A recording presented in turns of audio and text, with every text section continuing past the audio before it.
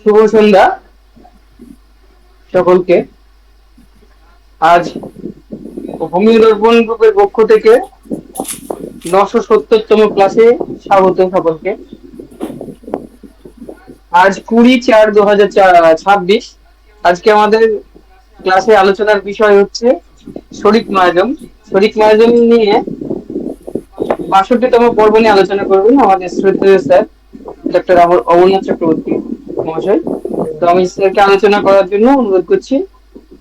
আর আলোচনা চলাকালীন কেউ আনমিউট হয়ে যাবেন না, ভিডিও ওপেন করবেন না, এটা খেয়াল রাখবেন। প্রশ্ন থাকলে অবশ্যই করবেন, আমরা প্রশ্নগুলো ক্লাসের আলোচনার পর নেব। স্যার শুরু করুন। উপস্থিত সকল চিকিৎসক বিন্দুকে আন্তরিক প্রীতি শুভেচ্ছা জানাই। এবং আজকে আমরা যেটা পড়ছি, যেটা ক্রনিক ডিজিজ, অ্যানিমালের ক্রনিক ডিজিজ, আমরা তো এটাকে বাদ দিয়েই আমরা হোমিওপ্যাথ হতে চাই।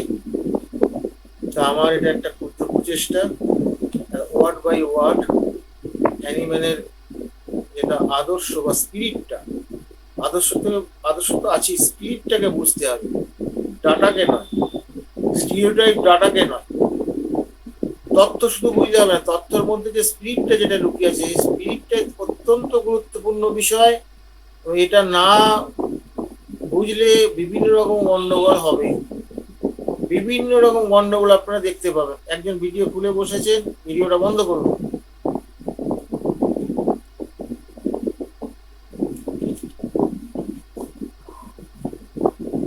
এখানে বলা হচ্ছে কি, ভিডিওটা বন্ধ করুন।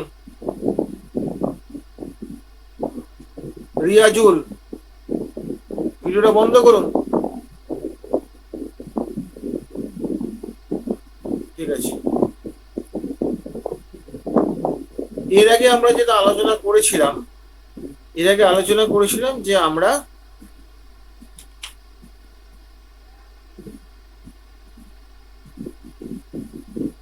যারা ঘন ঘন প্রেসক্রিপশন করে এবং যারা অনেক রুগী দেখেন, যারা তাদের সম্পর্কে হ্যানিম্যান বলেছেন আনাড়ি। কথাটা শুনতে তাদের হজম করা খুব মুশকিল আছে। আনাড়ি কথাটা এখানে বলছে কি, বাংলার, ইউএনজি এরিয়া, বাংলার বলছে। এবার কেন বলেছেন সেটা, তার ব্যাখ্যাটা এবার এখানে আসছে। তো বলছেন এই যে তার বেশি রুগী দেখার যে ইয়েটা, আপনারা দেখবেন অনেকেই আমাদের মানে অন্যভাবে নেবেন না, সমালোচনার জন্য নেবেন না। এটা জাস্ট আমি বলতে হ্যানিম্যানের বক্তব্যকে এস্টাবলিশ করার জন্য বলতে বাধ্য হচ্ছি। সেটা যে অনেকেই দেখবেন আজকাল চেম্বারে কতগুলো রুগী আছে, দেখাতে চাইছি যে আমি এফিসিয়েন্ট ডক্টর। হ্যানিম্যানের মধ্যে এফিসিয়েন্ট ডাক্তার না, তুমি হাতুড়ে, তোমার যাই কোয়ালিফিকেশন থাক, তুমি হচ্ছে হাতুড়ে। এইটা তো মানা মুশকিল। স্যার আপনার কথাগুলো একটু কেটে কেটে আসছে। কেটে কেটে আসছে, আমার মনে হচ্ছে তোমার পাতার জন্য হচ্ছে বলে।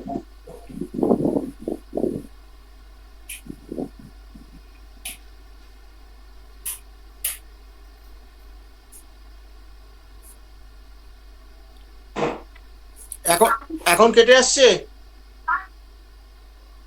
এখন কিছু বোঝা যাচ্ছে না স্যার, ঠিক আছে এখন। তাহলে কি অনেকটাই কেটে গেছে? সবগুলি কেটে গেছে নাকি? না, বোঝা যাচ্ছে, আপনি করুন, অসুবিধা নেই। আমি একটু ছোট্ট করে রিপিট করে দিচ্ছি। সেটা হচ্ছে কি, যে হ্যানিম্যান এই কথাটাই এখানে বলতে চাইছেন, যে এই যে আমরা অনেকে এরকম শো করি না, আমার এতগুলো রোগী দেখছি, দেখছি, হ্যানিম্যান তাদের কি বলছেন, আর কি বলবেন ভদ্র ভাষায়, বাংলায় মানে হাতুড়ে বা কোয়াক ফিজিশিয়ান। আর এই কথাটা তো তারা তো মানতে পারবেন না। এইটা হ্যানিম্যান কেন বলছে, হ্যানিম্যান তো কেন এটা বলছে সেইটার ব্যাখ্যাটা এবার এখানে আসছে। This disgraceful love of easy, বলে যে লজ্জাজনক ভালোবাসা, লাভ অফ ইজি, সহজের প্রতি ভালোবাসা। হোমিওপ্যাথিতে সহজের প্রতি ভালোবাসা, এটা হচ্ছে অত্যন্ত গুরুত্বপূর্ণ বিষয়। সহজের প্রতি ভালোবাসা, এটা তুলে দিচ্ছে, থ্যাংক ইউ। সহজকে কে না ভালোবাসে, কে পরিশ্রম করে কামাই করতে চায়, পরিশ্রম না করে যদি কামায় আরো ভালো, সেটাকে বলবে কি আরে বাবা দারুণ কাজ, দারুণ কাজ। আমাদের সামাজিক ভাবনা চিন্তাগুলো কতটা ব্যাকওয়ার্ড এবং কতটা আনএথিক্যাল, সেটা কিন্তু ভাবলে আমাদের শিউরে উঠতে হয়। এখানে তিনি কি বলছেন, লাভ অফ ইজি, এই সহজকে ভালোবাসা, এই সহজকে ভালোবাসা, এই জন্যই তো আজকে ধরুন অ্যালোপ্যাথি সিস্টেম অফ মেডিসিনটা অনেক চলছে, হোমিওপ্যাথিটা চলছে না। এবার হোমিওপ্যাথি যারা সব আর কি আর কি সো কল্ড হাতুড়ি বা সো কল্ড গবেষক, তারা কি করলেন, হোমিওপ্যাথিটাকে ইজি করার জন্য তারা কি করে বিভিন্ন মেথড আবিষ্কার করলেন। তাহলে হ্যানিম্যান দেখুন কত বছর আগে এই জায়গাটাকে কিন্তু ছোট্ট করে হাইলাইট করে বেরিয়ে গেছেন যে আমরা এই বইগুলো পড়বো না, তো এই বইগুলো পড়লে তো আমাদের চেতনা এসে যাবে, আমরা তো চিন্তা করতে শিখবো, আরে বাবা আমরা তো ভুল করছি, ও ভুল করছে। সত্যই সত্যকে হজম করা বড় কঠিন। তাহলে সহজকে ভালোবাসার জন্য আমরা কি করছি, আমাদের দেখবেন চারিদিকে সব মেথডওয়ালারা বসে আছে, সে মেথডে আপনাকে একদম মানে স্বর্গে পাঠিয়ে দেবে আপনাকে। এই মেথডের মূল উদ্দেশ্যটা কি, কৌশলে বেশি টাকা রোজগার করা। সোজা কথা, আপনি একজন সৎ মানুষ ছিলেন, আপনার বাবা মা আপনাকে আদর্শ অনুপ্রাণিত করে তার সুসন্তান কামনা করে আপনাকে সেইভাবে তারা মানুষ করেছেন, আর এরা কি করছেন, আপনাকে সুসন্তান থেকে কুসন্তানে পরিণত করছেন, এবং সেই কুসন্তানটা এমন ভাবে করছেন বাবা মা বুঝতে পারবেন না। কেন কুসন্তান, অ্যাকচুয়ালি তো অপরাধী তৈরি করছেন। কি অপরাধী না, এই হোমিওপ্যাথি এই চিকিৎসার মাধ্যমে মানুষের রোগের কিছু রিলিফ দেওয়ার মাধ্যমে রোগের সর্বনাশটা করে দিচ্ছেন। যে সর্বনাশটা শেষ শুধু তাই নয়, তার পরবর্তী জেনারেশনে যে সর্বনাশ পরিবাহিত হবে। এত বড় অপরাধ শুধু অ্যালোপ্যাথি ডাক্তাররা করতে পারে না, যেটা আমরা করতে পারি। আমরা শুধু অন্যের দোষ খুঁজে বেড়াই, নিজের দোষ খুঁজে পাই না। তাহলে এরপরে তিনি কি বলছেন, একটা ব্যাকেট দিয়ে বলছেন, in the calling which demands the most conscientious care. বলছে যে কলিং মানে পেশা, এই যে হোমিওপ্যাথিক পেশা যেটা আছে, হোমিওপ্যাথিক পেশা না ডাক্তারি পেশা, সেখানে কি বলছে, কি দাবি করে, অত্যন্ত বিবেকবোধ সম্পন্ন বা আন্তরিক কেয়ার, যত্ন, এটা দিয়ে করে। আমরা কি সে আন্তরিক কেয়ারটা করি, যত্ন করি কি? আমরা কি ভাবি যে একটা মানুষকে চিকিৎসা করছে, আমার চিকিৎসা ভুল হলে তার তার পরিবারে কতটা ক্ষতি হতে পারে? তিনি তো আমাকে পয়সা ঠিকই দিচ্ছে, ডাক্তারদের পয়সা কিন্তু অধিকাংশ পেশেন্টই কিন্তু যা চান তাই দেবে, এটা নিয়ে কোনো বিতর্ক করে না। একজন হয়তো করতে পারে, সে তার আর্থিক কন্ডিশনে খারাপের জন্য বা কৃপণ হলেও করতে পারে। তাহলে দেখা যাচ্ছে কি এইটা তিনি করছে, সেইটা কি যারা এই প্রচুর রুগী দেখেন তারা কি এইটা করছে, এই ডিমান্ডটা কি পূরণ করছে? তারা কি রোগীর প্রতি আন্তরিক, রোগীকে আন্তরিকভাবে তাকে সেবা দিচ্ছেন কি? যদি না দিয়ে থাকেন তাহলে সেটা হোমিওপ্যাথি কি করে হবে? হবে না। দেখুন ছোট্ট ছোট্ট কথার মাধ্যমে হ্যানিম্যান কিন্তু কিভাবে আমাদের শিক্ষাটা দিয়েছেন। তারপরে বলছেন, often induce such would be homoeopaths to give them medicine merely from the statement of their use। বলছি এইসব চিকিৎসকেরা যারা এরকম প্রচুর রোগী দেখেন, সেই সব চিকিৎসাটা করেনটাই, তাদের কেন হাতুড়ে বলেছে, কেন তাদের হাতুড়ে ডাক্তার বা কোয়াক ফিজিশিয়ান বলেছেন, যার যত বড় ডিগ্রি থাকে, এটা অ্যানিম্যানের আক্কা। আমাকে ভাই গালাগালি দিবেন না, আমি এর মধ্যে নেই, আমি শুধু রিলে করছি। এখানে কি বলছেন, আরেকটা কথা এখানে বলছে, অফেন প্রবলেমেটিক মানে তাদের এই চিকিৎসা পদ্ধতি বেশিরভাগ ক্ষেত্রেই প্রবলেম তৈরি করে। এবং কেন তৈরি করে বলছে যে এই যে মেডিসিন তারা যে দিচ্ছে মেয়ারলি, এই যে হোমিওপ্যাথ, এই ধরনের হোমিওপ্যাথ যারা আর কি এই যে মেডিসিনটা দিচ্ছে, কিসের উপর ভিত্তি করে তারা দিচ্ছে? হ্যাঁ, স্টেটমেন্ট অফ দেয়ার ইউজ। তারা ইউজটা করছে কিরকম, এই স্টেটমেন্টটা ইউজ করছে কি, অন্য একজন ডাক্তারের স্টেটমেন্ট বা নিজের দু একটা ক্ষেত্রে দেখেছে, সেই স্টেটমেন্টের উপর ভিত্তি করে তিনি দিচ্ছেন। এখানে হ্যানিম্যান ব্র্যাকেটে দিচ্ছেন কি, একটা ল্যাটিন ফ্রেজ দিয়েছেন, ab ab usu in morbis, as usu in morbis. এটার মানেটা তিনি বলছেন, এটার মানেটা হচ্ছে কি, যে knowledge obtained from the use of medicine in disease, মানে ডিজিজের উপরে মেডিসিন প্রয়োগ করে যে নলেজটা পাওয়া যাচ্ছে, ডিজিজের উপর প্রয়োগ করে যে নলেজটা পাওয়া যাচ্ছে, সেই নলেজটার কথা তিনি বলছেন। আমরা তো আজকাল এরকম করতে শুরু করেছি এভিডেন্স বেস কেসের নাম করে। দুর্ভাগ্যের ব্যাপার, এভিডেন্স বেস কেসও আর ওই অ্যালোপ্যাথিতে থাকছে না। সেদিন কিছুদিন আগে সুকুমার মুখার্জির একটা সাক্ষাৎকার আমি পেয়েছি, সেখানে তিনি এটা বলছেন এটা বাতিল, এটাও চলবে না, এর মধ্যে গন্ডগোল আছে। এভিডেন্স বেস কেসের মুশকিলটা কোথায়? দুটো একটা ক্ষেত্রে যে এভিডেন্স হয়ে গেল, হ্যাঁ এটা দিলে পরে এই এই এই রোগে বা এই কন্ডিশনে এইটা দিলে পরে ভালো হচ্ছে, তবে এটা সবাইকে দাও। এই মানে মেডিসিনের মানে রোগের উপর নির্ভর করে ওষুধের গুণাগুণ নির্ণয় করা, এইটা তো হ্যানিম্যান আগেই পালন করেছেন। এবং এরা এরা কি করেন না, এদের এই রোগ হলে এই কটা ওষুধের মধ্যে আমরা যাব, যদি এই সিমটম থাকে এইটা মেরে দেবো, ওটা মেরে দেবো। এরা একদম রুটিন ওয়েতে কিন্তু চিকিৎসাটা করে, রুটিন, একদম রুটিন। আর তারপরে যদি পলি পলি পলি যদি হয়, তাহলে তো রুটিনটা আরো বেশি জোরদার হয়, অসুবিধা কিছু নেই। তাহলে কি হচ্ছে, এই যে তারা করছেন, এইটা হচ্ছে কি, এই যে নলেজটা যেটা পাওয়া যাচ্ছে, এই নলেজটা কিন্তু হ্যানিম্যান কিন্তু নিষেধ করেছেন। যার জন্য হ্যানিম্যান হোমিওপ্যাথি ওষুধ কিন্তু ওই অসুস্থ লোকের উপর প্রয়োগ করেন নাই, এই সুস্থ লোকের উপর করেছেন। সুস্থ লোকের উপর করে সেটাকে দেখেছেন। অসুস্থ লোকের উপর যদি প্রয়োগ করেন, সেখানে অসুখের লক্ষণ আর ওষুধের গুণের লক্ষণ দুটো আলাদা করবেন কি করে? আলাদা করার তো রাস্তা নেই, যুক্তিতে আসুন। কিন্তু যদি সুস্থ মানুষ উপর করায়, সেখানে তার তো সেরকম কোনো লক্ষণ ছিল না। সেই ক্ষেত্রে তাহলে আমরা যেটা পাবো সেটা একদম খাঁটি, সেটা খাঁটি ওষুধের গুণ বা ওষুধের লক্ষণ, যেটা আমরা কি করি না, আমরা যেটাকে রেকর্ডিং করে বার করি সিমটম গুলোকে। তারপরে বলছেন, এই তিনি বলেন যে ওষুধ রোগের উপর ভিত্তি করে ওষুধ নির্বাচন, এখানে এখানে তিনি কি বলছেন দেখুন, which are enumerated in the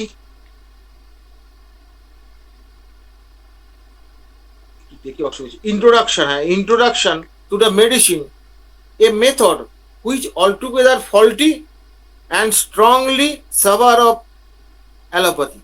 এই ধরনের পদ্ধতি যারা আজকে হোমিওপ্যাথি চিকিৎসা জগতে অনেকেই করছেন, এই দেখতে পাবেন, চারিদিকে দেখতে পাবেন ওষুধ কেন্দ্রিক। এই রোগের আমি সারালাম, এই করলাম, কারো দেখা পায়ে খেস ধরার ওষুধ, কারো ঠোঁটে জটঠুটোর ওষুধ, হ্যাঁ, কারো দেখা যাচ্ছে যে কানে ব্যথার চিকিৎসা, এরকম বিভিন্নভাবে রোগ ব্যাধি বা কোনো রোগের নামে ধরে চিকিৎসা। এইগুলি হ্যানিম্যান কি বলছেন, it is faulty, faulty, faulty মানে ভুল ভুল ভুল ভুল। হ্যানিম্যান বললে কি এইসব চিকিৎসকের পেছনে ঘোরার প্রয়োজন আছে? আমার এই প্রশ্নটা আপনাদের ছুড়ে দিলাম। Faulty and strongly saver of allopathy, এবং স্ট্রংলি মানে খুব জোরদার ভাবে, এটা হচ্ছে কি না অ্যালোপ্যাথির হচ্ছে একটা বৈশিষ্ট্য। বোঝা যাচ্ছে তিনি এখানে পরিষ্কার ভাবে হ্যানিম্যান এই জায়গাটা নিষেধ করে এই ধরনের চিকিৎসা আমাদের করা যাবে না।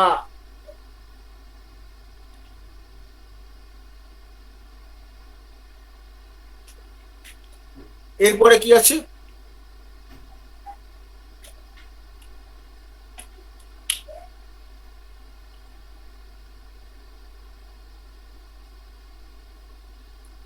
as this statement usually only give a few symptoms, কারণ এই ধরনের স্টেটমেন্ট মানে ওই যে ওষুধ রোগের উপর ওই যে ওষুধ যদি প্রয়োগ করায়, করে যদি তার গুণাগুণ বিচার হয়, সেখান থেকে তো আমি বেশি কিছু পাবো না, অল্প কিছু সিমটম পাবো। তার মধ্যে কোনটা আবার রোগের, কোনটা আবার ওষুধের, সেটাও বোঝাও মুশকিল। কিন্তু যদি সুস্থ মানুষের উপর যদি আমরা করি, তাহলে কিন্তু আমরা অনেক সিমটম পাবো। আমরা মেটিয়ে অনেক সিমটম পাই না একটা ওষুধের, সেটাই এখানে হ্যানিম্যান বলছেন, সিমটম পাবো। They should only serve as confirmation of a choice made according to the pure action of the medicine. Pure action of medicine অনুযায়ী আমাদের চয়েস করতে। পিওর অ্যাকশন অফ মেডিসিন বলতে কি ড্রাগ প্রুভিং করে যেটা পাওয়া গেছে, যেটা মেডিকে লেখা আছে, নট রেপার্টারি। মেডিকে লেখা আছে, রেপার্টারিটা আমাদের ডিকশনারি বা সাহায্য করবে মেডিকে স্টাডি করার জন্য। রেপার্টারি আলটিমেট কিছু দিতে পারে না। এর আগেও তো অ্যানিম্যালের বক্তব্য আমি এখানে বলেছি, মানে 2টো ক্লাস আগে অ্যানিম্যাল এখানে বলেছি, never, it may suggest, never give final result. Final result কখনো রেপার্টারি দিতে পারে না। চলছে কি চারিদিকে, ফাইনাল রেজাল্ট দিয়ে দিচ্ছে। কেউ কম্পিউটার দিয়ে করেছে, কম্পিউটার দিয়ে টিপে দিল, পুশ করে চলে আসলো। এত সোজা নয়, আর্ট কখনো এইভাবে আসে না। আর্ট এত সোজা জিনিস নয়। তাহলে কি হলো না, এখানে আমরা পিওর মেডিসিনের অ্যাকশন জানতে গেলে আমাদের কি করতে হবে, ড্রাগ প্রুভিং করে পেতে হবে, but never to determine the selection of remedy which can cure only when used according to exact similitude of a homeopathic symptom. কিওরের ক্ষেত্রে তাহলে কি অ্যাকচুয়াল যদি সিমিলিটিউড হয়, দ্যাট মিনস সিমিলিমাম যদি হয়, তাহলে সেই ক্ষেত্রে কিওর হবে, আদারওয়াইজ কোনোভাবেই হওয়া সম্ভব নয়। There are we are sorry to say, আমরা খুব দুঃখিত এই কথাটা বলতে, even authors who advise following this empiric pathway of the errors. এই ধরনের অনেক অথার আছে যারা এই ধরনের হাতুড়ে মতবাদ বা তারা বলেন বা তারা লেখেন। এম্পেরিক্যাল বলতে ওই যে ব্যাপারটা হচ্ছে, পরীক্ষা হলো, এটা দিলাম এটা হলো, এটা দিলাম ওটা দেবো, এইটা তো কথা নয়। তুমি দিলে কোন প্রিন্সিপালের উপর ভিত্তি করে দিলে সেটা তো বলতে হবে। এই জন্য এটাকে এম্পেরিক্যাল বলা হয়। তাহলে বুঝতে পারছেন হ্যানিম্যান কিন্তু এই জায়গাটা বলেছেন। আমাদেরও দেখতে পাবেন যে হোমিওপ্যাথি জগতেও কিন্তু এইরকম একটা ম্যাল প্র্যাকটিসের ব্যাপার চলছে। এবং এখানে মূল উদ্দেশ্য ওই কিছু রোগের সিমটমকে কমিয়ে পয়সা কামানো। এবং এই ধরনের হোমিওপ্যাথি চিকিৎসা কিন্তু অনেক বেশি পোটেন্সি, তো অনেক বেশি ক্ষতিকারক অন্যান্য প্যাথির থেকে, অ্যালোপ্যাথির থেকে বলুন বা আয়ুর্বেদিকের থেকে বলুন, অনেক বেশি হার্মফুল। এই কথাটা আবার অনেকে মানতে পারবে না, বড় কষ্টের কথা, কিন্তু বলতে বাধ্য হলাম। যে সত্য আমি উপলব্ধি করেছি তা না বলে তো আমি পারছি না, আমাকে তো বলতে হবে, আমি বলতে বাধ্য। কারণ আমি হ্যানিম্যানের কথা বলতে শুরু করছি, এখানে আমার ব্যক্তিগত মতামত কিছু নেই। আমি যেটা হ্যানিম্যান পড়ে যেটা উপলব্ধি করেছি সেটাই আপনাদের বলছি। দ্য থার্ড লিডিং মিস্টেক, পরবর্তী প্যারাতে আসছে, third leading mistake which the homeopathic physician cannot too carefully, not too steadfastly avoid while treating chronic disease is in hasty and thoughtlessly. সোজা কথা এই কথাটাই যেটা বলছেন যে আমাদের হোমিওপ্যাথদের মধ্যে অনেকেই আছে যারা বেশি রুগী দেখে তাদের তো এটা হবে, তারা সেটাকে সাফল্য মনে করেন। আপনি যদি কম রুগী দেখেন আপনি বেশি ভিজিট নেবেন, অসুবিধা কিছু নেই। সত্যিকারে কেউ যদি গরিব হয় তাকে সাহায্য করবেন, আদারওয়াইজ নট। আপনাকে দেখে গরিব সাজলে বিপদ আছে, সেটা আবার ধরতে হবে। ওইবের ডাক্তার দেখলে অনেকে গরিব সেজে যায়, জানেন তো। এগুলো আমাদের খুব বাজে অভিজ্ঞতা আছে, অনেক ঠকেছি আমি এরকম। সেটা বুঝে করবেন, যার সত্যি প্রয়োজন তাকে সাহায্য করুন। তাহলে এখানে কি হচ্ছে, এখানে আরেকটা মিস্টেক্সের কথা এর আগে আমরা বলেছি, আজকেও আবার অ্যানিম্যাল বলছে যে হেস্টি, খুব দ্রুত খুব চট করে ওষুধ দিচ্ছে, থটলেসলি চিন্তা ভাবনা না করে একটা ওষুধ দিয়ে দিচ্ছে। তার মানে কি, একটা ওষুধ দিতে গেলে আপনাকে কিন্তু অনেক চিন্তা ভাবনা করতে হবে। আপনি আপনার খেয়াল খুশি মতো দিতে পারবেন না, আপনাকে কিন্তু নির্দিষ্ট নীতি নিয়ম মেনে আপনাকে কিন্তু সেটা দিতে হবে। হোমিওপ্যাথিতে কোনো খেয়াল খুশির স্থান নেই, বা ইভেন সোকল এক্সপিরিয়েন্সেরও কোনো স্থান নেই। এক্সপিরিয়েন্স মানে কি, আজকে আমি রামকে একটা ওষুধ দিলাম, দিয়ে যে এক্সপিরিয়েন্সটা গ্যাদার করলাম, রামের রতনের ওই একই রোগ হয়েছে, সেই এক্সপিরিয়েন্স কি রতনের ক্ষেত্রে লাগাতে পারবো? কখনোই লাগাতে পারবো না। মানে এক্সপিরিয়েন্স বলতে যেটা আমাদের প্রথাগত চিকিৎসা ব্যবস্থায় বলা হয়, সেই এক্সপিরিয়েন্স আমাদের ক্ষেত্রে প্রযোজ্য নয়। বরঞ্চ আমাদের ক্ষেত্রে যেটা প্রযোজ্য সেটা হচ্ছে দিস ইজ ইনটিউশন। ইনটিউশনটা আমাদের ক্ষেত্রে অত্যন্ত জরুরি। সেটা যদি আপনি সঠিক মেথডে যদি প্র্যাকটিস করেন, ইনটিউশন আমরা ভেতর থেকে আসবে। এটা সৎ না হলে পরে, সৎ প্র্যাকটিশনার্স না হলে, রোগীর প্রতি আন্তরিক ভালোবাসা প্রেম না থাকলে আপনি কখনো এই জায়গায় পৌঁছতে পারবেন না। যান্ত্রিকভাবে হয়তো আমি বই লিখতে পারি, গবেষক হতে পারি, তারপরে হাতুড়ে চিকিৎসা করে অনেক রোজগারও করতে পারি, গাড়ি বাড়ি করতে পারি, কিন্তু কথা হচ্ছে যে মেন্টাল যে স্যাটিসফ্যাকশন, যেটা স্যাটিসফ্যাকশন আমি পাবেন না। বরঞ্চ বলা যেতে পারে মেরিটোরিয়াস স্যাটিসফ্যাকশন।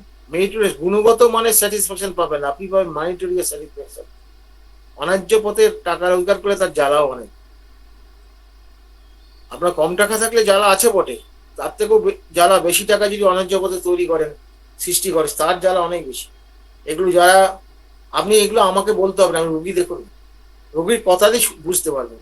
রোগীর তার জার্নি অফ দ্য পেশেন্ট, শুধু সিমটম নিলে হবে না, journey of the patient, journey of the পেশেন্টটা নিয়ে কিভাবে পেশেন্টটা আজকে এই জায়গায় আসলো, তার হিস্ট্রিটা নেন। হিস্ট্রি আপনি এই আমার কথাগুলো একদম অক্ষর করে পেয়ে যাবেন। প্রতিটি কথা সত্যি, এর মধ্যে কোনো গল্প নেই, এর মধ্যে কোনো কোনো গল্প নেই, কোনো মিথ্যা নেই এর মধ্যে। আপনারা কিন্তু পেশেন্টকে সময় যদি দেন তবেই আপনি এটা পাবেন, দেখতে পাবেন। এবং যখন আপনি এরকম দেখতে পাবেন, দেখবেন একটা বংশের একটা দুটো যদি আপনি ভালো করে টেস্টিং করে ওষুধ সিলেকশন করে দেখবেন, সেই বংশের যারা আসবে মোটামুটি ওই ওষুধগুলোর মধ্যেই আসে, অন্য ওষুধ খুব কম লাগে। এইগুলো কিন্তু খুব এটা আপনার আস্তে আস্তে বলছি, পরিশ্রমের একটা ফসল তো আছে।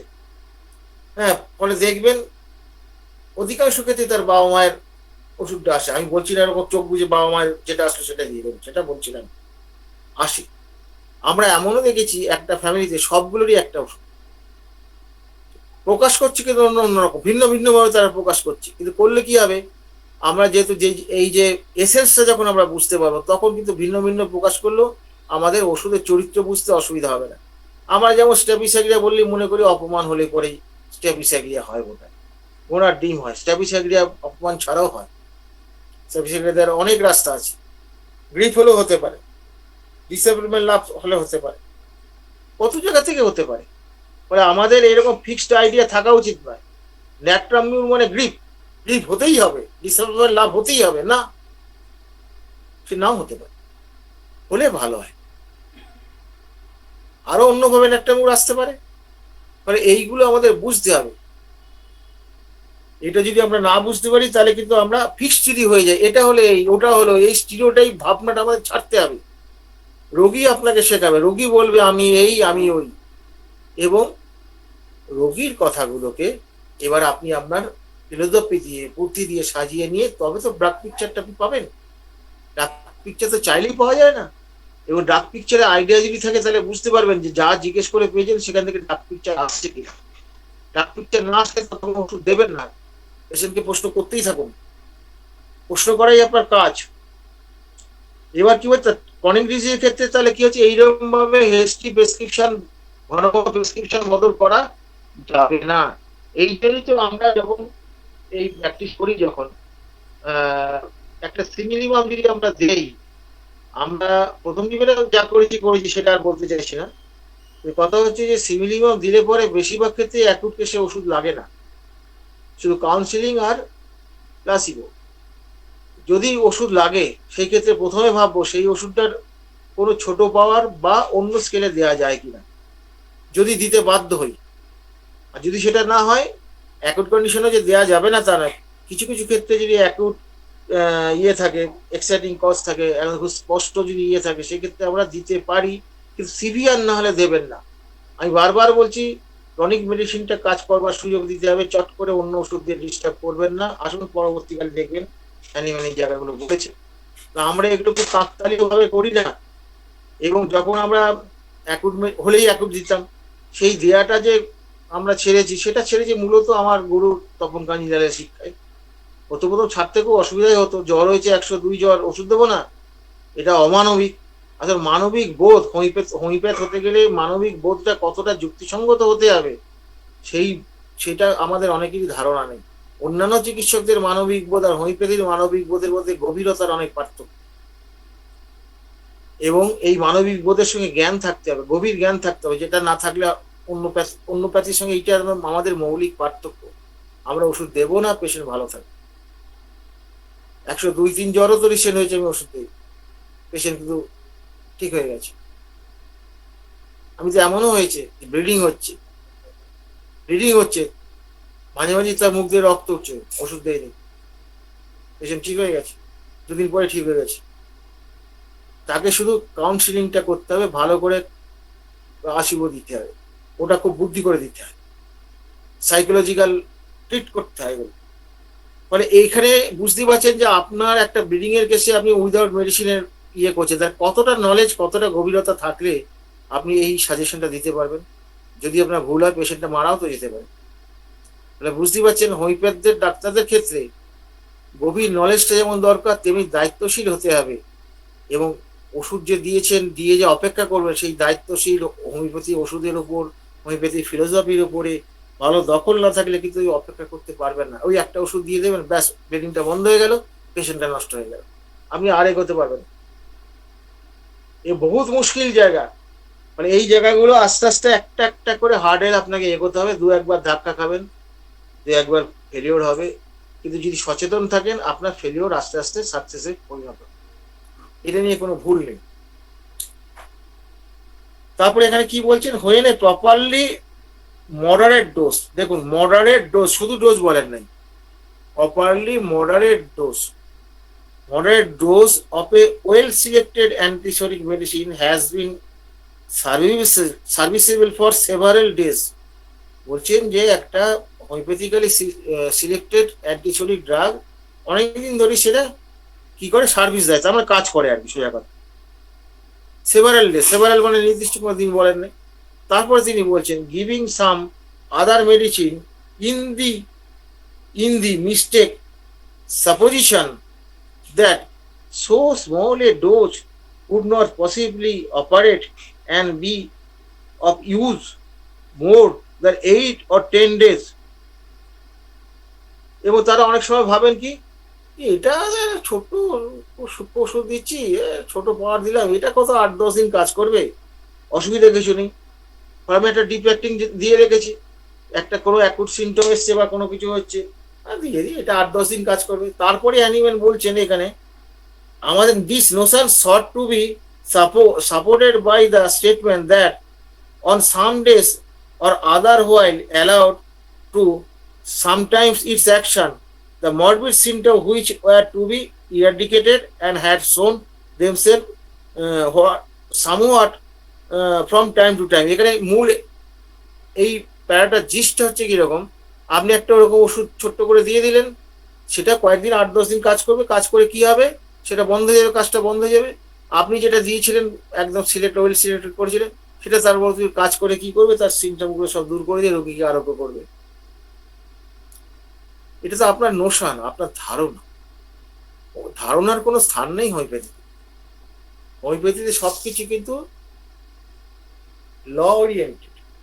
হ্যানিম্যান যে অর্গানন লিখেছেন, এটা কিন্তু সিম্পল ফিলোসফি নয়, এটা হচ্ছে এক্সপেরিমেন্টাল ফিলোসফি। এক্সপেরিমেন্ট করে, দীর্ঘদিন এক্সপেরিমেন্ট করে করে করে করে এই জায়গায় পৌঁছেছে, একদিনে তিনি পৌঁছাননি। ফলে আমরা এরকম নোশন আমরা করতে পারি না, আমাদের এটা এখতিয়ারের মধ্যে পড়ে না, কিন্তু আমরা করি। এরপর কি আছে, এই প্যারাটা শেষ হলো। এরপরে যে প্যারাটা আছে, এটা অসাধারণ একটা প্যারা আছে এখানে হ্যানিম্যান বলছেন। আজকে একটা খুব অসাধারণ জিনিস এই জায়গাটা, এই প্যারাটার মধ্যে আছে, সেটা আপনারা বুঝতে পারবেন। দেখো কিভাবে হ্যানিম্যান আমাদের শিক্ষিত করেছেন, আমরা শিখি না।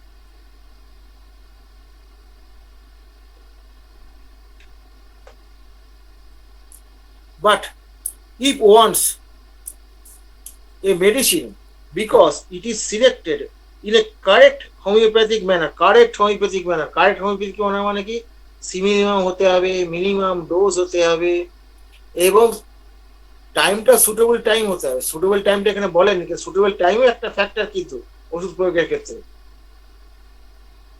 is acting well and usefully which is seen by the 8 or 10 days।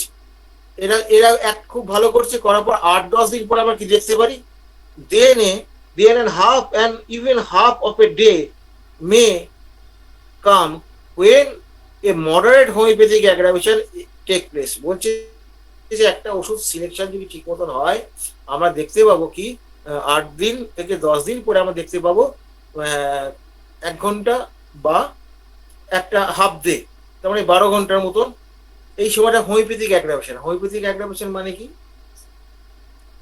Curative aggravation, মানে এক্সিস্টিং সিমটম গুলো কিছুটা বাড়বে, পেশেন্ট অ্যাজ এ হোল সে ভালো থাকবে। এটা হচ্ছে হোমিওপ্যাথিক অ্যাগ্রাভেশন। যেমন আমি একটা কথা বলি, আমি একজন বয়স্ক মানুষকে, আমি তাকে ন্যাট্রামিউর 30 দিয়েছিলাম, যাই হোক, তার ওই মানে গায়ে ব্যথা, তার নাতিগুলো প্রতিদিন মারিয়ে দেবে তবে সে রাত্রে ঘুমোবে। রাত্রে যদি ঘুম ভেঙে যায় নাতিগুলোকে টেনে তুলবে, আগে মারিয়ে দে, হ্যাঁ পয়সা দেবে, দোকান আছে তো তার, নাতিদের পয়সা পয়সা দিয়ে মারিয়ে না দিলে সে ঘুমোতে পারে না। এবং গাঁটে গাঁটে অল্প ব্যথা আছে, খুব মারাত্মক ব্যথা তার আছে, মাসেলে ব্যথাটা বেশি। তাকে আমি বয়সটা ইয়ে করে কেসের ইয়েটা দেখে আমি তাকে ন্যাট্রামিউর 30 দিয়েছিলাম। কত গ্লাস পরিবর্তন করে দিয়েছিলাম মনে নেই আমার, আমি খুব ভয় পেয়েছিলাম যেটা অ্যাগ্রাভেশন হবে। ঠিক হয়েছে তাই। ওই ওষুধ দেওয়ার পর কি হলো, তার গাঁটগুলো মারাত্মকভাবে ফুলে গেল, ব্যথা অনেক অনেক বেড়ে গেল। তার ছেলে এসে আমাকে তো হোমিওপ্যাথি করছে, লেখাপড়া জানে না, করবেই। তা আমি তখন বললাম যে ঠিক আছে, এটা তো করছে না, মা অন্যদিক না, আগে এই ব্যথা কমান, কি করবো সেটা তো আমার ব্যাপার, আপনি অন্যদিক করতে, মা যে সারা রাত আপনার আপনার ছেলেদের টেনে টেনে তুলে টেপা করাতো, ইয়ে করতো, সেইগুলো খবর। তখন বলছে ও ডাক্তার ভাই এটা তো ঠিক আছে, মা এখন এমন নাক ডাকে ঘুমায়, ওর জ্বালায় আমরা ঘুমোতে পারি।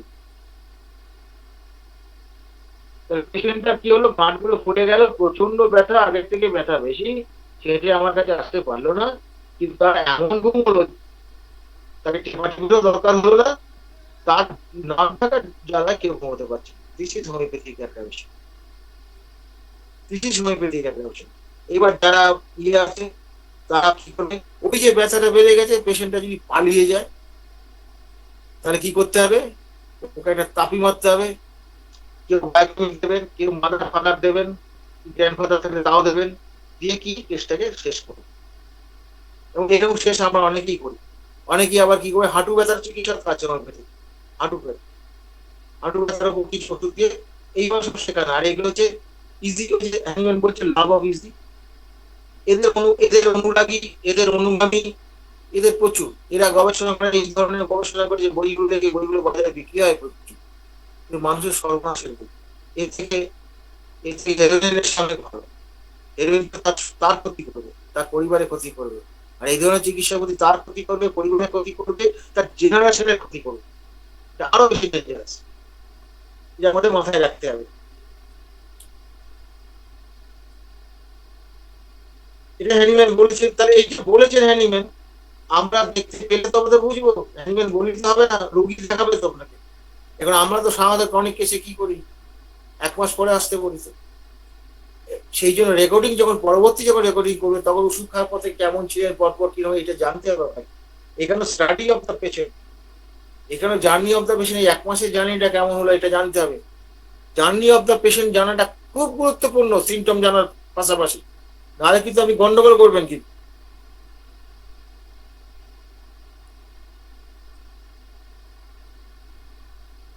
the good result will not fail to appear, ও যে ভালো রেজাল্ট ফেল করতে অ্যাপিয়ার করবে, ফেল করবে না, দ্যাট মিনস ভালো রেজাল্ট সোজা কথা আসবে, আর আসবেই। সেটা কি বলছে, বাট মে, একটা বাট জুড়ে দিয়েছে, কেন, ইন ভেরি টিডিয়াস এলিমেন্টস, যে ক্ষেত্রে খুব কষ্টদায়ক যেসব এলিমেন্টস যাদের থাকে, যেমন প্রচন্ড ওই যে বাতের ব্যথার কথাটা বললাম, ব্যথার কথাটা বললাম, ভয়ঙ্কর কষ্টদায়ক, এরকম যদি থাকে, হ্যাঁ, এরকম যদি কিছু গন্ডগোল যদি থাকে, সেই ক্ষেত্রে কি বলছে, not show themselves in their best light before the 24 or 30 days। এইরকম ক্ষেত্রে কিন্তু আপনি 24 মানে 24 দিন থেকে 24 মানে 24 দিন or 30 days মানে 30 দিনের আগে আপনি এটা পাবেন না। মানে এরকম টিডিয়াস কেস যদি হয়, প্রচন্ড কষ্টদায়ক এরকম কেস ছিল, সেই ক্ষেত্রে কিন্তু আপনি এই ধরনের হোমিওপ্যাথিক অ্যাগ্রাভেশন এর আগে পাবেন না।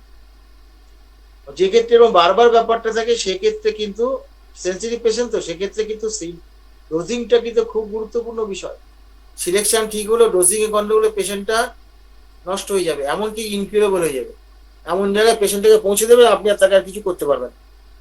The dose will be then probably have exhausted its favorable action about the 14th or 15th day। ওই যে আগে যেটা বললো, আগে বললো যে হোমিওপ্যাথিক অ্যাগ্রাভেশন যেটা হচ্ছে ওইটার সোর্সে বলছে 14 দিন 15 দিনের মাথায় এক্সস্টেড হয়ে যেতে পারে।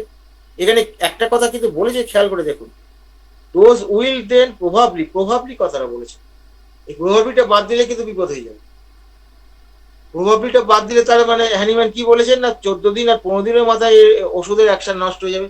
অনেক হোমিওপ্যাথিক পণ্ডিত যারা হ্যানিম্যানের স্পিরিটকে বোঝেন না, হ্যানিম্যানের বাক্যকে বোঝেন, অন্ধ, সোজা কথা এই অন্ধ চিকিৎসকও প্রচুর আছে।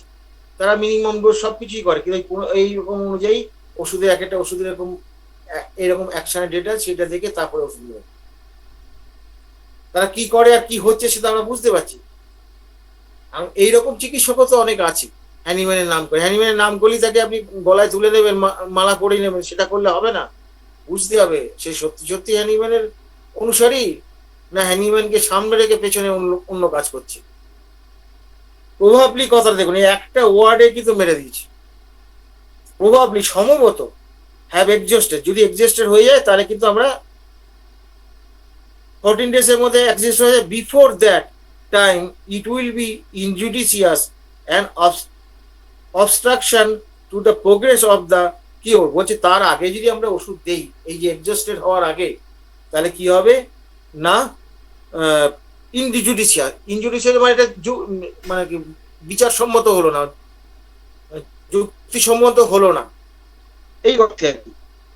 And obstruction to progress of the কিওরের অবস্ট্রাকশন হয়ে যাবে। তাহলে বুঝতে পারছেন আর্লি রিপিটেশন যদি আপনি করে ফেলেন তাহলে কেসটা কি হবে, কেসটার যে আরোগ্যের পথে যে হাঁটা শুরু করেছিল সেই হাঁটাটা বন্ধ হয়ে যাবে।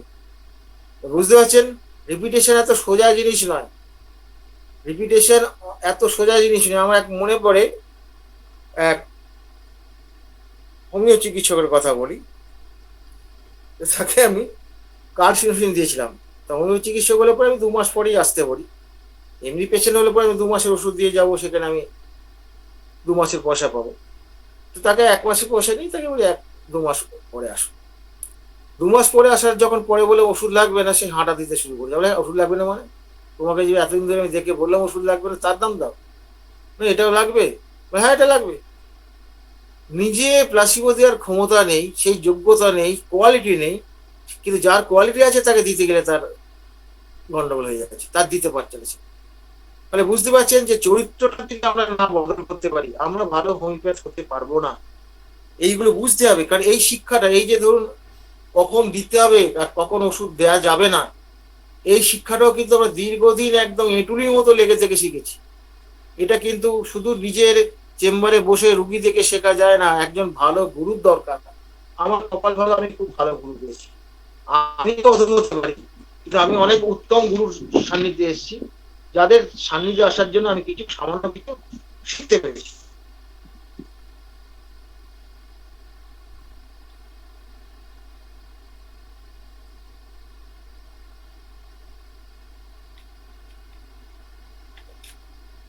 এরপরে কি বলছেন,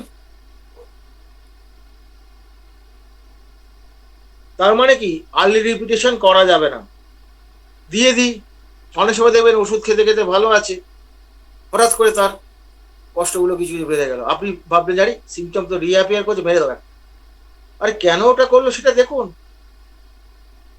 এক্সাইটিং কজ হতে পারে, অনেক সময় ডিফেক্টিং ড্রাগগুলো সাময়িক কাজ বন্ধ রাখে, এগুলো তো বুঝতে শিখতে হবে, না ফট করে দিয়ে দেবেন ব্যাস কেস শেষ। ওই যে বলে অবস্ট্রাকশন হয়ে যাবে, আরোগ্যের পথে আরোগ্যের প্রসেসটা বন্ধ হয়ে যাবে, এটা আমার কথা নয়, হ্যানিম্যানের কথা। এবার আপনি অনেক গল্প বলতে পারেন, ওষুধ দিয়ে আমি অনেক কিছু করলাম, অনেক গল্প বলতে পারি, অবস্ট্রাকশন হবে, ছাড়বে না। আমরা দেখেছি, আমরা যখন বুঝতাম না তখন ভাবতাম ঠিকই দিয়েছি, এখন ভয় পাই ওষুধ দিতে। Let it not be thought, এটা আপনি ভাববেন না, however that should scarcely wait for the time assigned as the probable duration of the action of the erupts. বলছে যে এই যে প্রবাবল অ্যাকশনটা কতদিন এটা হতে পারে, এটা আগে থেকে থট করে বা চিন্তা করে এটা আমাদের চিন্তা করবো, কিন্তু এটা ওইভাবে ঠিক অ্যাকুরেট ডেট পাওয়া খুব মুশকিল। Before giving another antipsoric remedy that we should hasten to change to a new medicine in order to finish the cure more quickly. যখন আমরা ওই পুরো অ্যাকশনটা যখন নষ্ট হয়ে যাবে ওষুধের, তারপরে যদি আমরা একটা যদি ওষুধ দিই তাহলে কুইকলি আমরা কিন্তু রোগীটাকে সারাতে পারবো। Experience contradicts this notion entirely and teaches, on the contrary, that the cure cannot be accomplished more quickly or surely than by allowing the suitable antipsychotic to continue its action so long as the improvement continues. তারা cure তখনই হতে পারে যতক্ষণ so long as to the improvement, এর আগে কথা বললেন animal কিছু দিনের উল্লেখ করেন, এই দিন পর্যন্ত এক্সস্টেড হয়ে যেতে পারে। তারপর সো লং, এখানে নির্দিষ্ট দিন কিছু বললেন না, সো লং অ্যাজ কন্টিনিউ, যতদিন কন্টিনিউ করবে ততদিন যদি আমরা তাকে কাজ করার সুযোগটা যদি না দেই, সারবে না, কিওর হবে না। এবার আপনাকে তো বুঝতে হবে যে কাজ করছে কি করছে না। এটা তো ফলো আপ করতে গেলে কি করতে হবে, আগেরবার যখন রেকর্ডিং করেছিল প্রতিটি সিমটম ফুটিয়ে আপনাকে এইটা কেমন আছে ওটা কেমন আছে এইভাবে জিজ্ঞেস করতে, আগে জিজ্ঞেস করতে বলুন কি বলছে, বলুন আপনার কি সুবিধা অসুবিধা বলুন, আগে ওরকম ধরে ধরে জিজ্ঞেস করবে, সে সুবিধা অসুবিধা যা যা বললো আগে লিখে নেন, লিখে নেওয়ার পর আমাদের চোখ বলে টেস্টটা চোখ বলিয়ে নিয়েছে, এইবার তারপর জিজ্ঞেস করতে শুরু। তারপর কি বলছে, even if this should be several, অনেক দিন হতে পারে, মেনি মেনি বলে এখানে একটা স্টার চিহ্ন দিয়েছে, অনেক দিনও হতে পারে বলে এখানে তিনি একটা সিপিআর কেস এখানে বলেছেন। এটা টাইমটা হয়ে এসছে, আমি এই জায়গাটা শর্টে বলে দিচ্ছি। সিপিআর একটা কেস এখানে তিনি হয়েছিল, সিপিআর একটা মাথা যন্ত্রণার কেস ছিল এবং সেখানে ওই রিপিটেশন করেছেন, যখন ওই প্রথমে রিপিটেশনটা যখন করলেন, যখন রিপিটেশন করার পর সে রিপিটেশনের আগে ওষুধ দেওয়ার পরে পেশেন্টটা ভালো থাকলো, আবার তিনি যখন আবার হেডেক রিটার্ন করলো তখন আবার রিপিট করেছেন এবং ক্রমশ দেখা গেল কি এই রিপিটেশনের গ্যাপটা, হেডেক আসার গ্যাপটা বাড়তে শুরু করলো এবং আলটিমেটলি তিনি এরকমও দেখলেন যে এটা হচ্ছে 100 ডেজ পর্যন্ত একটা পোটেন্সি কাজ করেছে, 100 মানে 3.5 মাসও কাজ করেছে। এটা তিনি দেখতে পেলেন। তাহলে কথাগুলো কি দাঁড়ালো, ওই দিনের কথাগুলো যারা বলে এতদিন এতদিন কাজ করে, এই যে গল্পগুলো যারা করে, এই গল্পটাকে ঝাঁটা মারা যেতে পারে এই কথাতে, so long as the improvement continuous, যতদিন আপনার ইমপ্রুভমেন্ট থাকবে ততদিন আপনি অপেক্ষা করবেন। তারপরে দেখেন মানে সিপিআর কেসটা তিনি বললেন, স্টারের ইয়েটা দিয়ে বলেছেন, এখানে এখানে সিপিআর কেসে ওই এই কেসটা বলেছেন। তাহলে কি হচ্ছে, এই যে ক্ষেত্রটা যেটা আছে, তারপরে কি এখানে 3.5 মাসের গল্প বললেন, 3.5 মাস পর্যন্ত একটা রিপিটেশন করতে গিয়ে লাস্টে যে রিপিটেশনটা যখন করলেন 3.5 মাস পরে করলেন, তার আগে রিপিটেশন করার পর থেকে তারপরে তার এই মাথা ব্যথার হয়নি। হ্যাঁ, 7 ইয়ার্স, তারপর 7 বছর ধরে তার সঙ্গে ইয়ে হয়েছে, সে কোয়াইট হেলদি আছে আর মাথা যন্ত্রণার কিছু নেই।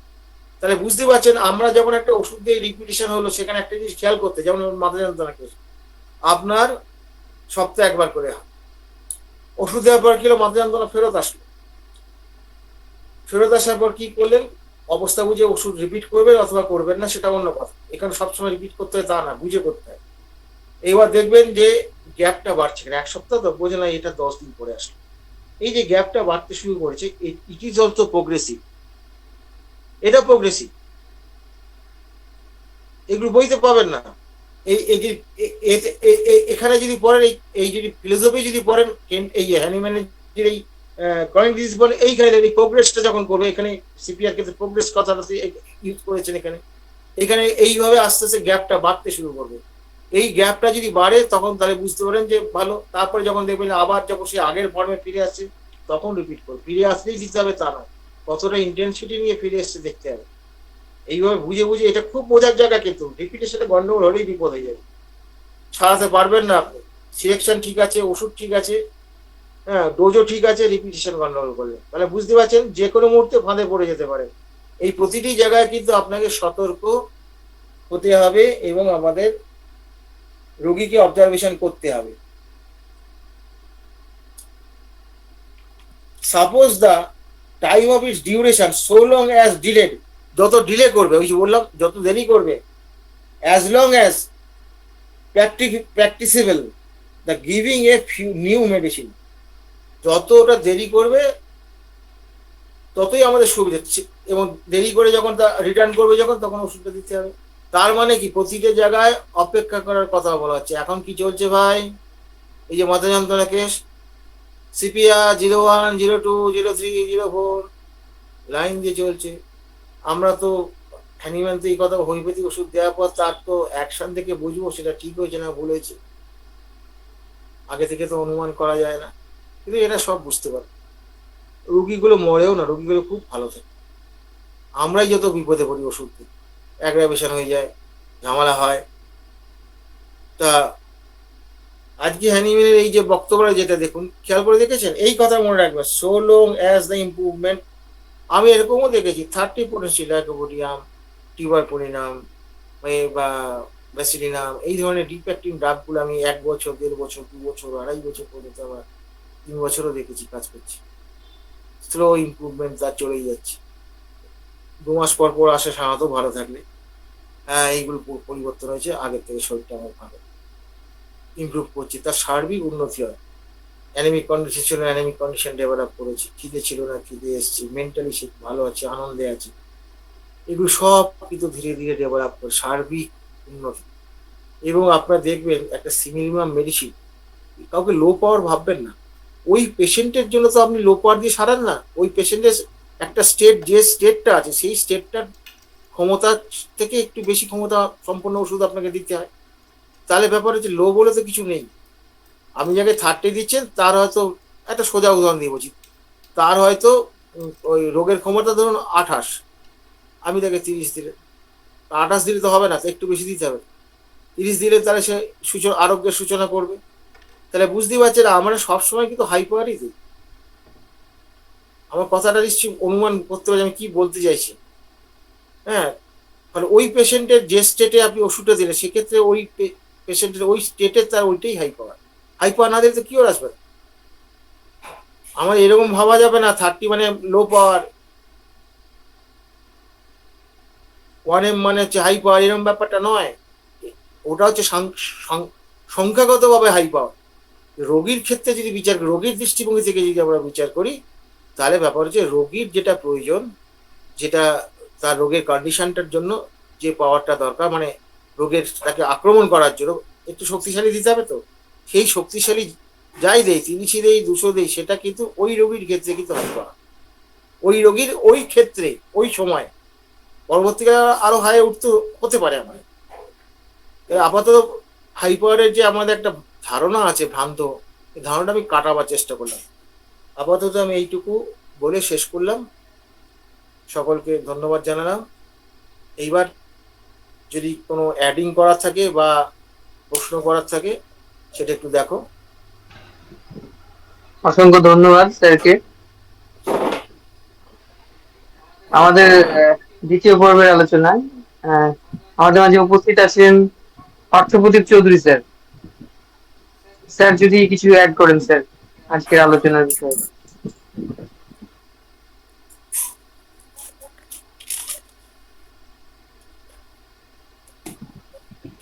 পার্থপ্রদীপ চৌধুরী স্যার।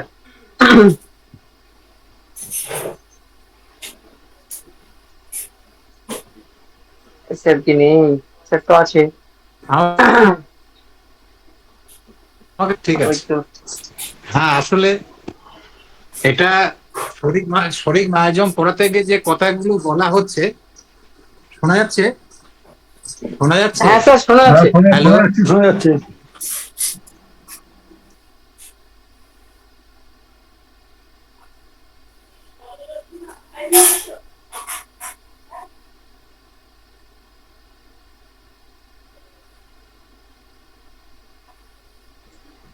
স্যার এবার কিন্তু শুনতে পাচ্ছি না।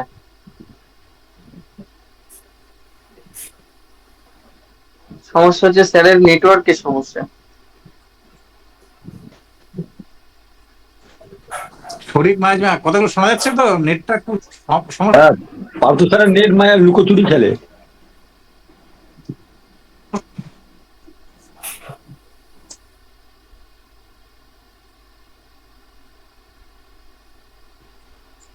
শোনা যাচ্ছে বলেই বিপদে পড়ে গেলাম। যাই হোক স্যার। দেখো পরবর্তী সিনিয়র কে আছেন? আচ্ছা, স্যারকে আমরা ডেকে নিচ্ছি পরে। রঘুনাথ ঘোষ স্যার উপস্থিত আছেন, স্যার যদি কিছু বলেন। হ্যাঁ, বলছি নেটটা খুব সমস্যা করছে, তাও বলছি যদি শোনা যায়। এটা শরীর মায়াজম পড়া থেকে যে কথাগুলো বলেছে এনএমএন বলেছেন, সে সর্বক্ষেত্রে এই যে অন্যান্য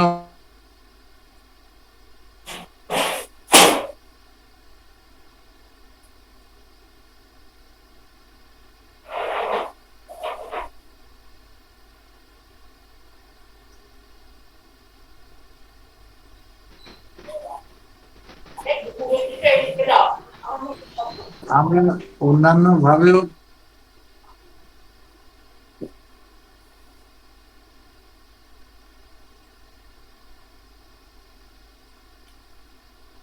আসতে পারি, কালকে এগুলো দিয়ে দেবো তো। স্যার আপনার কথা কিছু শোনা যাচ্ছে না, মানে এমনই নেটওয়ার্কের অসুবিধা, সত্যি কথা শোনা যাচ্ছে না স্যার। হ্যাঁ,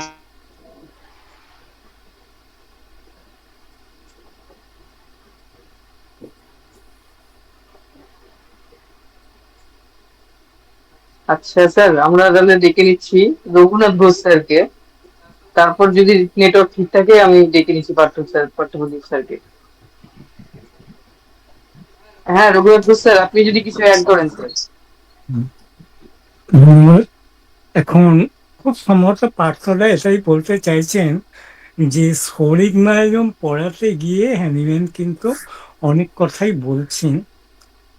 এখন মায়াজম অর্থে মায়াজম নিয়েই বলতে হবে, কিন্তু আমাদের এই যে কেন্ট বলি, ডক্টর হ্যানিম্যান বলি, এনারা যখন কোনো কিছু সাবজেক্টের উপর বক্তব্য রাখেন, তারা কিন্তু আউট অফ টপিক দিয়ে কিছু বলেন না, টপিকের মধ্যেই থাকেন। এখন হোমিওপ্যাথিতে ঘটনা হচ্ছে যে একটার সাথে আরেকটার এত রিলেটেড সম্পর্ক, অর্থাৎ টোটাল অর্গানন অফ মেডিসিনটা একটা রোগীকে কভার করতে গেলে আমাদের প্রয়োজন, কিন্তু কখন কোন অবস্থাটা আমাদের লাগবে এটা ভাবার বিষয় আছে। এই যে আমাদের বলছেন জ্বরের কথা, এখন জ্বর 103-4 মানেই সবসময় আমাদের চুপ করে থাকতে হবে সেটা কিন্তু নয়। এইখানেই দরকার আমাদের হচ্ছে কিন্তু 12 অবজারভেশন। আমরা যদি না ফলো করতে পারি তাহলে কিন্তু আমরা মহাবিপদে পড়বো।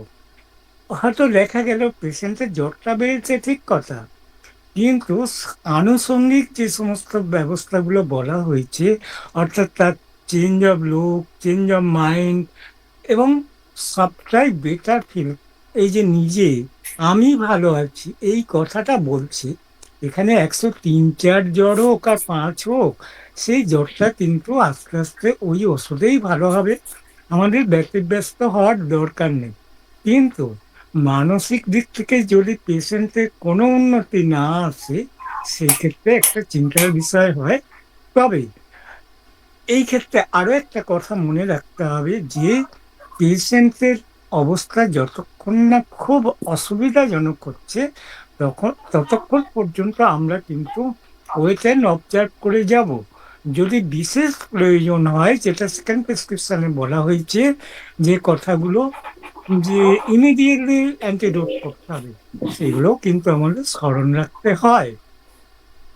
এইবারে পোটেন্সি নিয়ে যে কথাটা হলো, এখন আমরা অনেকে করি কি, যে উন্নতি হয়েছে চট করে থেমে গেছে, সঙ্গে সঙ্গে আমরা পরবর্তী পোটেন্সি দিয়ে যাই, এটা মনটা বলছেন।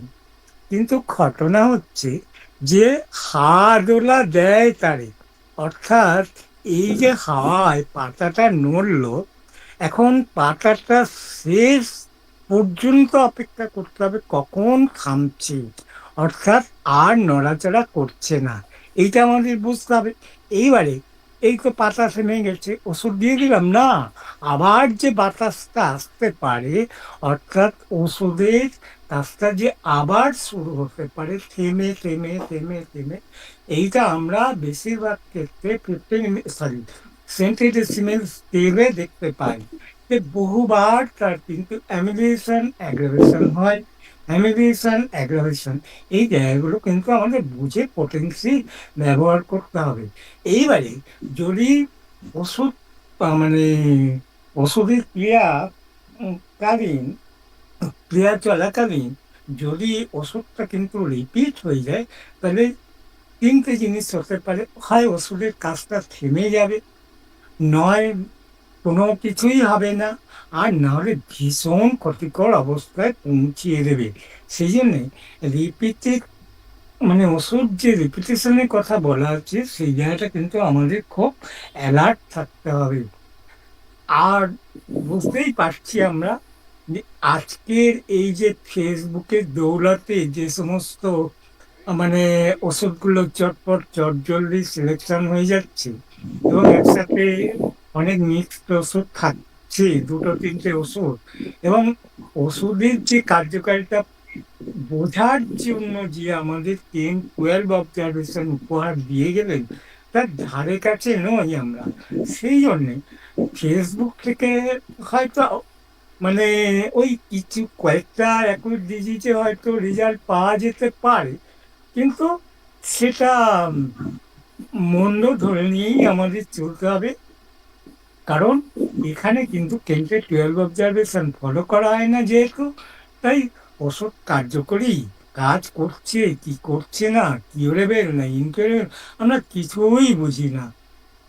এই না বোঝার জায়গাগুলো এই দর্পণের মাধ্যমে তুলে ধরা হচ্ছে, সেটা ভালো লাগছে। আরেকটা কথা, একজন বলেছেন 3.5 মাস দেখেছেন, কিন্তু আমাদের মধ্যে সাম্প্রতিককালে কিছু স্টলার্সদের মধ্যে, এবং আমরা নিজেরাও দেখেছি বা আমরা দেখছিও, যে এক একটা ওষুধ 12 মাস, 14 মাস, 16 মাস, 18 মাস পর্যন্ত কাজ করছে, বা তারও কম বেশি। এখন এইটা আমরা যারা চোখে দেখিনি বা আমাদের বাস্তব অভিজ্ঞতা নেই, তাদের কাছে মনে হয় গল্প কথা। এই যে বইতে বলা আছে যে লাইকোপিডিয়াম 30 থেকে 60 দিন পর্যন্ত কাজ করে, তাহলে কি আমরা চোখ বুজিয়ে অন্ধের মতো 60 দিন পরেই আবার লাইকোপিডিয়াম রিপিট করব, অথবা পরবর্তী পোটেন্সি দেব? না বন্ধুগণ, এই জায়গাটা আমাদের খুব সতর্ক থাকতে হবে। ওই যে বললাম যে পাতা নড়া, এবং আমাদের মধ্যে খুব সম্ভবত ডক্টর এস.এন. সেনগুপ্ত বলে গেছেন যে আপনি পুষ্করিণীতে একটা মানে ঢিল ফেললেন, সেখানে কিন্তু আমাদের শেষ ঢেউ পর্যন্ত অপেক্ষা করতে হবে। ভাবুন যে পোটেন্সি মানে রিপিটেশনের ক্ষেত্রে কি ধরনের আমাদের কথা বলছি, যে পুকুরে আপনি একটা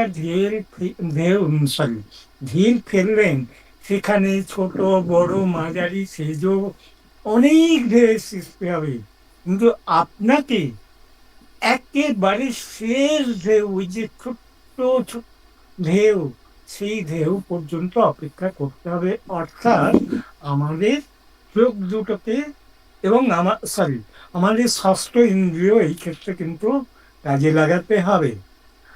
আর পোটেন্সি নিয়ে যে এই যে 30-200 নিয়ে আমরা যেটা বললাম কথা, এখন কোনো পেশেন্টের সাসেপ্টেবিলিটির উপরেই তো পোটেন্সিতে নির্বাচন হয়েছে। সেটা হতে পারে 30-2C বা 1000-10,000 যাই হোক না কেন, কিন্তু আমাদের লক্ষ্য রাখতে হবে যে 30 পোটেন্সিটাই সেই পেশেন্টের ক্ষেত্রে উপযুক্ত ছিল। তাই 30 পোটেন্সি মানেই যে 2 দিন 4 দিন 1 মাস কাজ করবে, সেটা কিন্তু নয়। সেটাও কিন্তু অন্যান্য পেশেন্টের ক্ষেত্রে যেমন 10M 10 মাস কাজ করে, এখানে 30টাও 10 মাস কাজ করতে পারে। অর্থাৎ এটা কিন্তু পেশেন্ট টু পেশেন্ট ভ্যারি করে।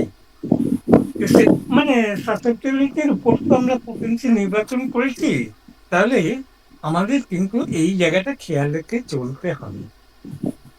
এবারে যে কথাটা বলতেই হয় যে শরিক মায়োজম মানে শুধু সোরা নিয়ে আলোচনা হবে, পড়াশোনা করতে হবে তা কিন্তু নয়।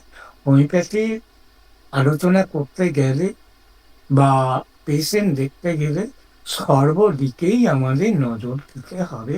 এইটুকু বলে, জানি না আলোচনার বাইরে গিয়ে কিছু বললাম কিনা, সকলকে ধন্যবাদ জানিয়ে আমার বক্তব্য শেষ করলাম। ধন্যবাদ। অসংখ্য ধন্যবাদ স্যারের আহ, স্যারের মতামতকে ধন্যবাদ জানাই। স্যার আচ্ছা, আমরা অনেকটা সময় পার হয়ে গেছে, আমরা প্রশ্ন থাকলে প্রশ্ন নিয়ে নেবো। প্রশ্ন কি আছে? যার কার যদি কোনো প্রশ্ন থাকে, যতটুকু আলোচনা হয়েছে আজকে, তাহলে আপনারা প্রশ্ন করতে পারেন।